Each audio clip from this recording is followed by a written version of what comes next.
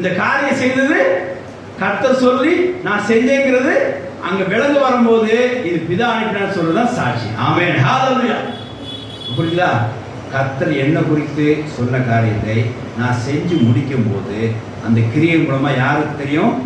பிதா என்ன அனுப்பினார் சொல்லி விளங்கப்படுற காரியம் தான் சாட்சி. ஆமென், ஹalleluya.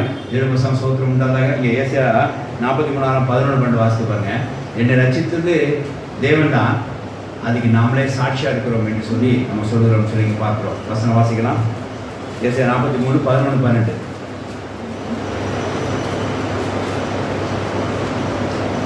ஏசாயா 43:11-12.